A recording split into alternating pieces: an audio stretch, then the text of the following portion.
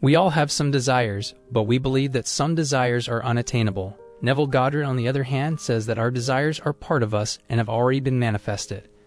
Today we are going to delve deeper into the concept of desires and what Neville Goddard taught us about this. The video is going to be interesting, so watch this video till the end. If you are new to our channel, subscribe to it and press the bell icon for more interesting, informative, and helpful videos on manifestation. A desire is not just a fleeting wish or whim. It is an intrinsic part of our being that propels us toward a greater understanding of ourselves and our purpose. Each desire is unique and serves a specific purpose in our lives, leading us toward fulfillment and growth.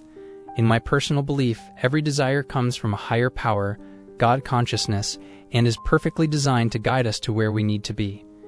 It's important to recognize that every action we take, every decision we make, and every thought we have is ultimately driven by a desire. It may be as simple as the desire to eat, sleep, or watch TV, or it could be a more complex desire for love, success, or purpose. It's natural to desire things, and we should embrace our desires rather than suppress them. However, sometimes we question our desires, especially when they seem unattainable or unrealistic. But the truth is, it's never about the desire itself.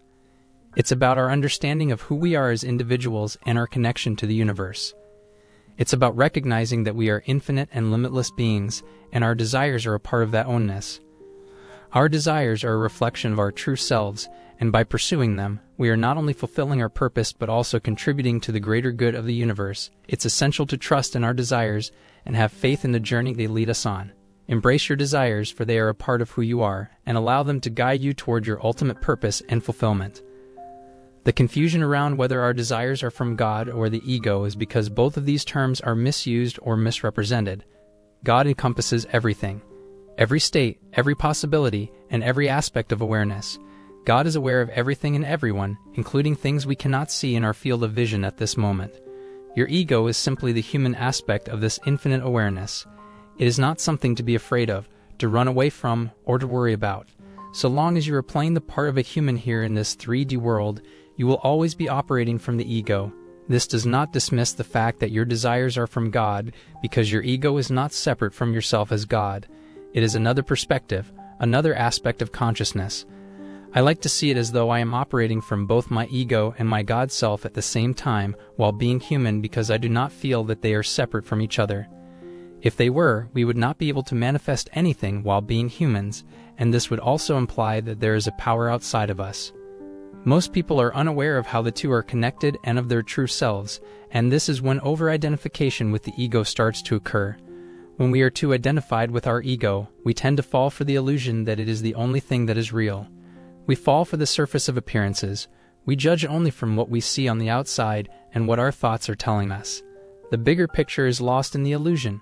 You can say that a desire from the ego is a conditioned desire, and conditioning your desires, placing restrictions and limitations on them, happens when you have not accepted who you are as God. It is when you have taken the desire as it came to you in its fulfilled state and have judged it based on your senses, circumstances, or any other current narratives alive within you. You forget that desiring something means you already have it. You may be questioning whether your desires are from the ego or God because you view one as more positive than the other. Therefore, you are separating them. You are also simultaneously seeing your desires as out of reach and not yours yet, as something to attain rather than something that is already part of your existence. This is not just a cute way of describing desires. This is meant to be taken literally. You are not a limited being. When you become aware of how they are both connected, you no longer try to deny the ego. You stop questioning your desires altogether. If your true self desires to have an ego to have a human experience, that automatically means that every part of the human experience is valid, including our desires. Your true self sees beyond the view of the ego while embracing the contrasts within it. You bring your awareness of the bigger picture into the present moment when your mind starts to question whether what you are doing is right or wrong, since the only one that can judge that decision is you. Neville Goddard said, "I and my Father are one, but my Father is greater than I." Your conscious and subconscious are one, but your subconscious is greater than your conscious. The conscious mind reasons inductively from observation, experience, and education. It therefore finds it difficult to believe what the five senses and inductive reasoning deny. The subconscious reasons deductively and is never concerned with the truth or falsity of the premise, but proceeds on the assumption of its correctness and objects to results that are consistent with it. This distinction must be seen by all who would master the art of praying. No true grasp of the science of prayer can be obtained until the laws governing the dual nature of consciousness are understood and the importance of the subconscious is realized. Prayer, the art of believing what is denied by the senses, deals almost entirely with the subconscious. Through prayer, the subconscious is suggested into accepting the wish fulfilled, and, reasoning deductively, logically unfolds it to its legitimate end. As human beings, we all have desires. We want things in our lives, whether it's material possessions, relationships, success, or personal growth. Sometimes we may feel guilty about our desires or like we should suppress them to be more spiritual or enlightened. But according to the teachings of Neville Goddard, our desires are not something to be ashamed of. In fact, they are an essential part of our journey as human beings. Goddard teaches that we have incarnated as humans for a specific purpose, to experience our desires in the physical world. In his book, The Power of Awareness, he writes, "You are here to experience all that you can conceive of, to experience it. All that you could ever desire is already yours." This may seem like a radical idea, that our desires are not just acceptable but part of our spiritual path.